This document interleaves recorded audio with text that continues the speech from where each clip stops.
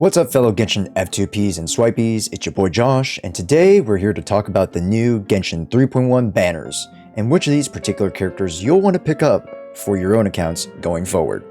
As always, make sure to drop a like, subscribe, and comment down below which of these 3 new characters and possible rerun characters you'll be gunning for.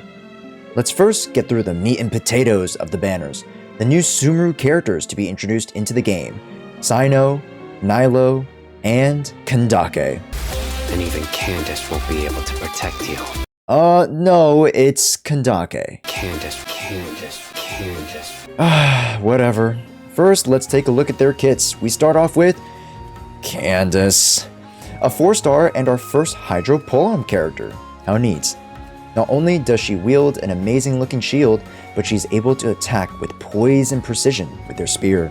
Her elemental skill, called Sacred Rite, Heron's Sanctum, will allow her to basically become a meat shield, absorbing damage and then countering with a flipping spear thrust.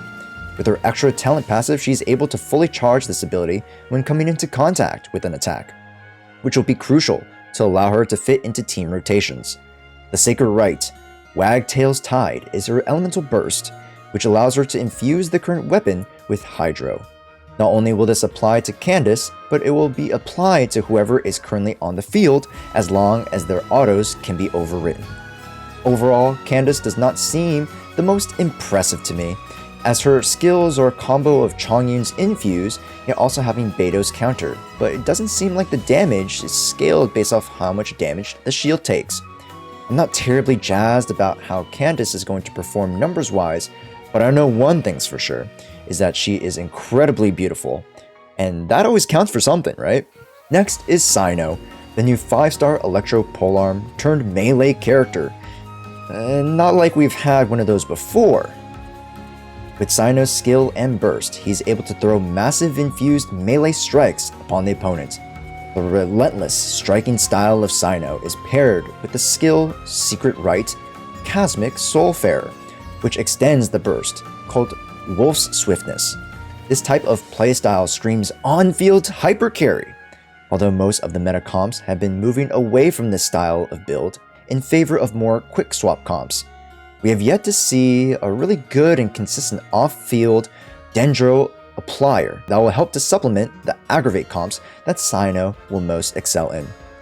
For now, I'll be honest, he doesn't seem like the end-all be-all pickup. He'll most likely become one of the more meta Electro DPSs later into the future. However, we have a plethora of amazing picks such as Kutsing, Fischl, Raiden Shogun, and Yae Miko to choose from.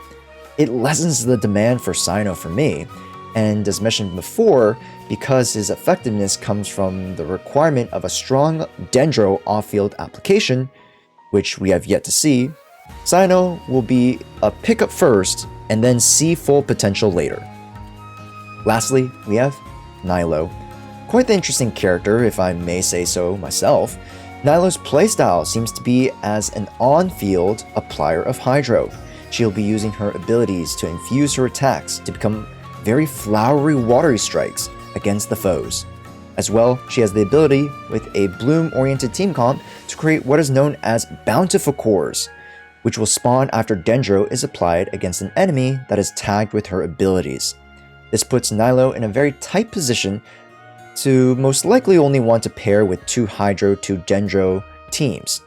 And although it might sound restrictive, which to be frank it is, there are many Hydro characters and Dendro characters that are able to take advantage of the HP Hydro Resonance and Elemental Mastery Elemental Resonance scaling that each teammate will bring to the table, ultimately creating some crazy large scaling numbers for your Bloom Bursts to now hit even harder than ever. It's an interesting concept, but it will have to be tested when we actually get our hands on her. Lastly, the other 5-star characters to appear on the rerun banners will be first half Venti. Venti has been a proven unit to work with a plethora of team compositions and situations. He is an incredible swirler, battery, and crowd controller. If you do not have a secondary strong Anemo unit, aside from the likes of Sucrose or Kazuha, look to pick up Venti. And as for Albedo, although he is quite the favorite in terms of Genshin community, his performance and value ever since the Cinnabar Spindle came out has not really changed.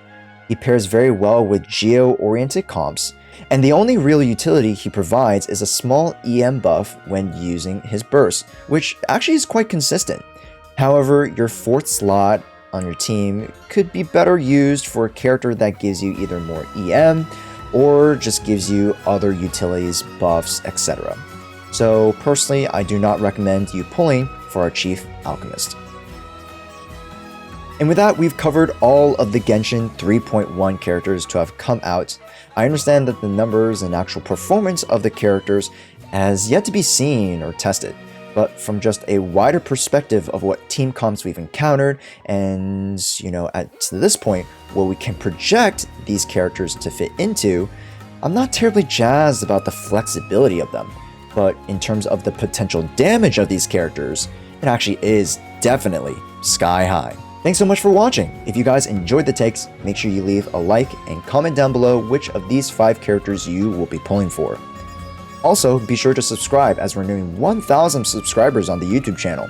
You can catch me live playing Genshin and Pokemon over at Twitch at twitch.tv/notjshua. And with that, until more info comes out on these particular characters, I'll bid you guys adieu. Josh out.